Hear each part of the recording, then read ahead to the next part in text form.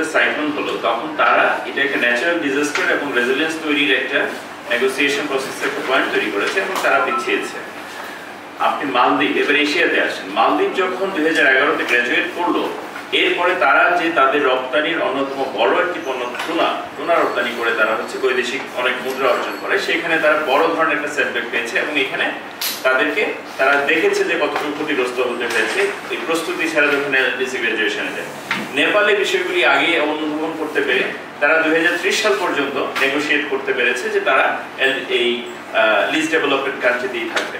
তার মানে আমরা যে বিষয়টি কথা আসছিল যে এলডিসি গ্র্যাজুয়েশন আমাদের জন্য সম্মান, কিন্তু এটি ঠিক ওই রকম সম্মান কিনা যে চাল চলনায় জমিদারি এমন টাইপের যদি সম্মান আমাদের প্রয়োজন হয়, তাহলে আমরা সামনে আমাদের জন্য আসলে একটি বড় দুর্ভোগ অপেক্ষা করছে কয়েকটি কারণে। একটি হচ্ছে বাংলাদেশে বর্তমানে গত এক সোয়া বছর ধরে আমরা একটি নতুন ট্রানজিশনের মধ্য দিয়ে আছি, একটি পলিটিক্যাল ক্লাইমেট কিন্তু ভিন্ন, এবং এই আরেকটি পূর্ণ সরকার যাকে নির্বাচিত সরকার আসা পর্যন্ত তারা এসে তাদের কর্মপরিকল্পনা, অর্থনৈতিক চিন্তা ভাবনা এবং রিফরমেশন, ডাইভার্সিফিকেশন, বাণিজ্য নীতি সবকিছু কিন্তু তারা নতুন করে ঢেলে সাজাবে, এবং সেই সুযোগটা আমরা সেই সরকারকেও দিব কিনা বা দিতে পারছি কিনা সেটা একটা বড় প্রশ্ন থাকছে। কারণ 2026-এ যখন যদি আমরা যে নির্বাচনটি এক্সপেক্ট করছি সেটা যদি হয়, তাহলে সেই সরকার ফর্ম করে আসলে তার নিজেকে এই বুঝতে এবং যে এই যে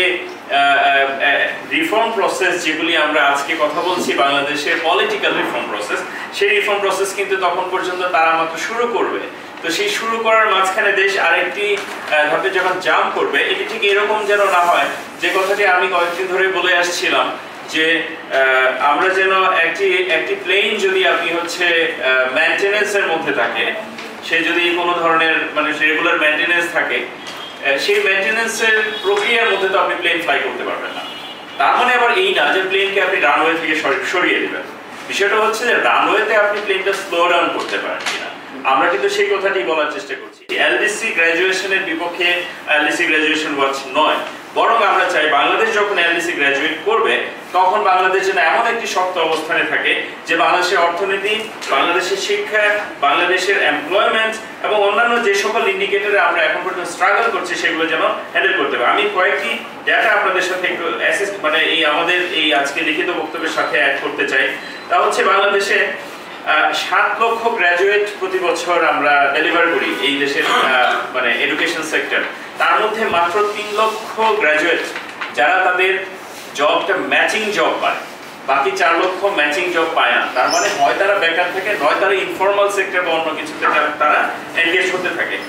বিবিএস বাংলাদেশের পরিসংখ্যান ব্যুরো সেটি 2022 সালে বলেছে যে no education employment or training, মানে 40%-এরও বেশি তরুণ বাংলাদেশে যাদের কোনো শিক্ষার সাথে, কোনো ধরনের প্রশিক্ষণের সাথে, কোনো ধরনের কর্মসংস্থানের সাথে কোনো সম্পর্ক এখন পর্যন্ত তৈরি হয়নি।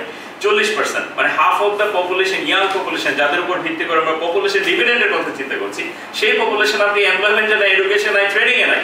আমরা আসলে কাদেরকে নিয়ে নেক্সট ইকোনমি চিন্তা করছি সেটা একটু মানে প্রশ্ন করা দরকার। এর মধ্যে আরো ইন্টারেস্টিং ডাটা হচ্ছে 50% তরুণ যারা কাজ করে, যারা কোনো না কোনো ভাবে এমপ্লয়, তারা আবার ইনফর্মাল জব সেক্টর, যার মধ্যে অনেক কিছু ধরেন ট্যাক্সেশন সিস্টেম এটা দেখাও না, অথবা আপনার ট্যাক্সে রিফ্লেক্ট করছে না, অথবা আপনার ন্যাশনাল ইকোনমিতে এটা রিফ্লেক্ট করছে না। এটা হচ্ছে একটা বড় চ্যালেঞ্জ। আর একটি বিষয় যদি বলতে চাই যে 2030 সালে কিন্তু বাংলাদেশ সহ সারা পৃথিবীর সবগুলি দেশের এসডিজির যে প্রোগ্রেসটা এটা নিয়ে আমরা দেখছি যে আমরা একটা লক্ষ্যমাত্রা ঠিক করেছি। বাংলাদেশ 39টা ইন্ডিকেটর চুজ করেছিল এসডিজি। সেই 39টা ইন্ডিকেটরের মধ্যে বাংলাদেশের এই বছর চলতি বছর পর্যন্ত আমাদের প্রোগ্রেস হচ্ছে মাত্র 30%। আমরা এখন আর মাত্র 5 বছর আছি। এসডিজির 10 বছর পূর্তি কিন্তু আগামীকাল। এসডিজির 10 বছর পূর্তি আগামীকাল। আজকে আমরা বলছি আমরা মাত্র 30% অ্যাচিভ করতে পেরেছি এই ইন্ডিকেটর, টার্গেটেড ইন্ডিকেটর। তার মানে আমরা বাকি 70% আগামী 10 বছরে পেরেছি 30%, ঐকিক নিয়মে আগামী 5 বছরে আর 70% পারবো কিনা আপনারা একটু আমরা সবাই মিলে ভাববো। এই এতগুলি চ্যালেঞ্জ যখন আমাদের সামনে, যখন বাংলাদেশ ব্যাংক বলছে আমাদের বিলিয়ন ডলারের হিসাব নিকাশ পরিসংখ্যান ভুল হয়েছে, এই ধরনের কথা আমরা শুনেছি, এত বড় গ্যাপগুলির মাঝখানে আমরা একটি বিমানকে ধরে নিচ্ছি এটি একটি বিমান, যে বিমানে আমরা সবাই মিলে আছি, সেটিকে আমরা ফ্লাই করার চেষ্টা করছি, বা সেটার মেইনটেনেন্সের কাজ এখনো বাকি। দিস মিন্স ক্র্যাশ ল্যান্ডিং এর সুযোগ সুযোগ আপনার অনেক বেড়ে যাচ্ছে। এই বিষয়গুলি আমরা একটু অ্যাড করে দিচ্ছি। একটি বিষয় যেটি ডায়াবেটিসের সাথে আপনি বলেছেন, ওষুধ শিল্পের বা আপনি দেখেন যে আমাদের দেশের নেতা নেত্রী বড় বড় কর্তারা তারা কিছু একটা হলেই দেশের বাইরে চিকিৎসা করতে যায়। কারণ আমাদের স্বাস্থ্য ব্যবস্থা কতটা ফ্র্যাজাইল তারা নিজেরাই কিন্তু সেই ইন্ডিকেশনটা দিচ্ছেন। আমরা সাধারণ মানুষ যাদের বিদেশ যাওয়ার পয়সা নাই, আমরা আসলে কাদের কাছ থেকে এই সুবিধা পাবো? নিজেদের স্বাস্থ্য ব্যবস্থাকে আমরা ইনভেস্ট করতে পারি নাই, আমরা সেই জায়গায় একটা জায়গায় দাঁড় করাতে পারি নাই। আপনি চিন্তা করেন যে মানুষটি ক্যান্সার আক্রান্ত, তার পরিবার এমনিতে একজন ক্যান্সার পেশেন্টের ফ্যামিলি দেখা যাবে অটোমেটিক্যালি বসে যাচ্ছে তার চিকিৎসার মানে খরচ যোগাতে। যখন আপনি এই গ্র্যাজুয়েশনটা করবেন তখন এই রিলেটেড যে মেডিসিনগুলো, সাপোর্টিভ মেডিসিনগুলোর দাম যখন বেড়ে যাবে, মিনিমাম 4 থেকে 5 গুণ দাম বেড়ে যাবে। যেটার দাম 5,000 সেটা হয়ে যাবে 45,000। জাস্ট ইমাজিন করেন মানে একবারে নিম্ন আয়ের মানুষের জন্য এটি কতটুকু দুর্ভোগের। এবং এই জায়গাগুলি থেকে আমাদের মনে হয় যে আমরা আসলে ট্যাক্স বার্ডেন যেটাকে বলছি বা সোশ্যাল সেফটি নেট, আমাদের দেশে আপনি আমি সবাই ট্যাক্স দিচ্ছি, ভ্যাট দিচ্ছি অথবা ইনকাম ট্যাক্স দিচ্ছি, কিন্তু আপনি বলেন যে আপনার কি কোনো হেলথ কার্ড আছে, আপনার কোনো হেলথ ইন্স্যুরেন্স আছে? আমার আছে, কারোরই নাই। তার মানে রাষ্ট্র আপনার হেলথ সিকিউরিটি যেটা বেসিক রাইট সেটা আপনাকে এখন পর্যন্ত এনশিওর করতে পারে না। আমাদের অনেক দূর যেতে হবে। বাট আমরা চাই যে সময়টা আমরা এই গভর্নমেন্টকে অনুরোধ করছি, যেহেতু এটা ইন্টারিম গভর্নমেন্টের সময়ে আমাদের এই রিপোর্ট সাবমিশনের কাজটি হচ্ছে নেক্সট 31 অক্টোবরে, এবং তারা একটি বড় সময় পাচ্ছে নেগোশিয়েট করার জন্য। তারা যেন এই আলোচনাটা এখনই শুরু করেন যে আমরা আরেকটু সময় লাগবে, এমন নয় যে আমরা অপ্রস্তুত। কিন্তু 2018 সালে আপনাকে বলা হয়েছে যে আপনি রেডি, বাট 2018 পরে পৃথিবীতে অনেক কিছু ঘটে গেছে, কোভিড-19 এসেছে। 2018-তে আপনাকে বলা হয়েছে যে আপনি রেডি, কিন্তু আপনি 2 বছর পর্যন্ত কর্মসংস্থান করতে পারেন নাই। আপনি অনেকভাবে কিন্তু পিছিয়ে আছে। পলিটিক্যালি চিন্তা করেন, এখন গত বছর পর্যন্ত তো বাংলাদেশে 1 টাকাও বিদেশে পাচার হয়নি। হিসাব করে দেখেন, যখনই হচ্ছে নতুন গভর্নমেন্ট এসে বললেন যে না এখানে তো আমার প্রতি বছর $16 বিলিয়ন পাচার হয়ে গেছে করে।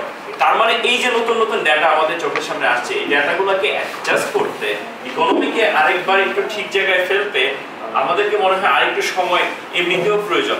Last but not list is global economy বোধহয় এই বছর একটা অন্যরকম ধাক্কা খেয়েছে যখন আমেরিকার প্রেসিডেন্সিতে চেঞ্জ এসেছে, যখন উনি বিভিন্ন দেশের উপরে হচ্ছে শুল্ক আরোপ করছে। এটা বড় একটা ডিসকাশন। বাংলাদেশ এখন 20% নেগোশিয়েটেড একটা আমাদের ইটস টু হাই বাংলাদেশের জন্য। 20% ইজ টু হাই। এলডিসির পরে আমরা 19% যদি যাই আমাদের অবস্থা খারাপ হয়ে যাবে। এলডিসি থাকা অবস্থায় আমাদের 20% যদি থাকি তাহলে কি অবস্থা হয়? আর শেষ কথা হচ্ছে এই ইন্ডাস্ট্রি হ্যাজ ডেভাস্টেটেড।